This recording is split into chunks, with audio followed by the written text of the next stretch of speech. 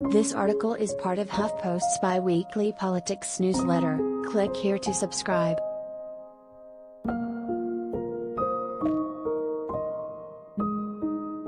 Once upon a time, the U.S. government threatened vulnerable people, coerced witnesses into lying, and hid key evidence in a court case in order to put a Native American rights activist in prison for life.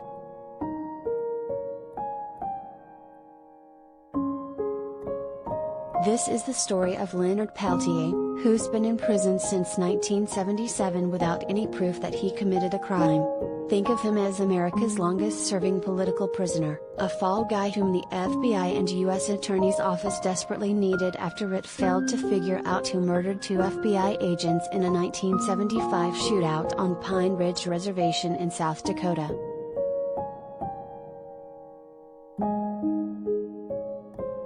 There's much more to this story, of course. The blatant 1970s-era racism against indigenous people. The reality that the FBI was at least partly responsible for the deadly shootout that day. The U.S. government officials who have since admitted how flawed Peltier's trial was and called for his release.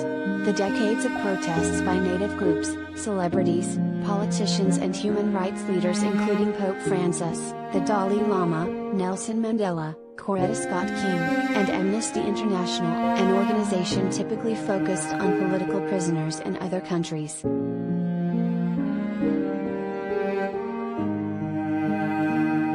Books have been written. Movies have been made.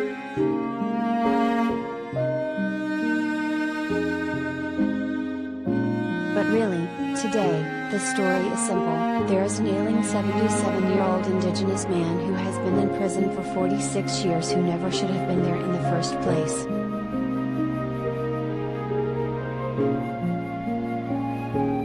Why is he still there?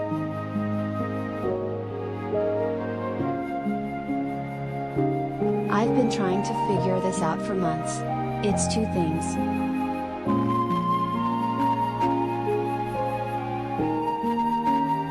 The main reason is that the FBI doesn't want him out. They told me so, even when I didn't ask them. That was very weird.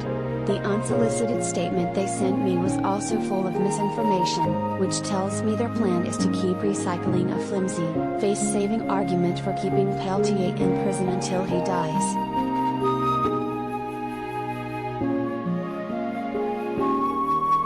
The other reason is that many people in Congress simply don't know who he is. Peltier has been in prison longer than some of them have been alive, and certainly longer than their political careers. I have asked countless Democratic senators about Peltier and gotten blank stares.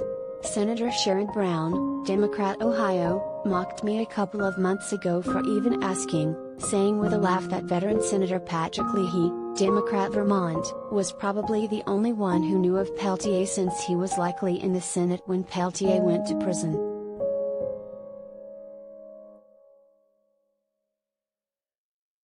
Brown was right about that. Leahy does know who Peltier is, and recently has begun publicly calling on President Joe Biden to grant him clemency. So has Senator Brian Schatz, Democrat Hawaii, who chairs the Indian Affairs Committee. But they are only 2 out of 100 senators speaking up, along with a handful of members of the House out of 435.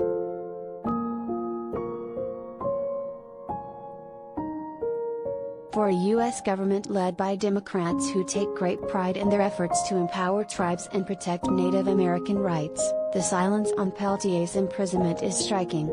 Congressional leadership has said nothing. The White House is mum on where Biden stands on granting him clemency. The Justice Department won't comment on the status of Peltier's clemency petition. Just this week, during an unrelated Senate budget hearing, Schatz pressed Attorney General Merrick Garland on what's going on with Peltier's case. Garland said he didn't know much about it beyond what he's read in the press.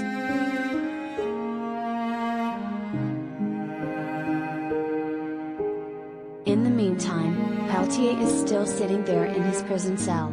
He recently recovered from COVID-19, and he's got serious health problems, including diabetes and an abdominal aortic aneurysm. He has maintained his innocence all these years, even when it likely prevented him from being paroled.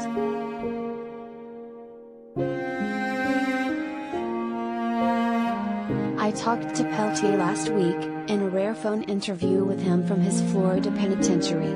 He did most of the talking. He said he was scared recently by chest pains he'd had when he was walking across the prison yard, and that he hopes to get back to painting after being denied access to the art room for years because of pandemic precautions.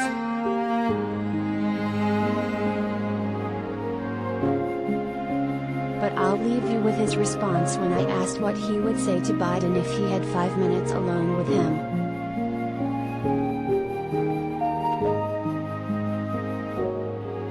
I'm not guilty. I would like to go home.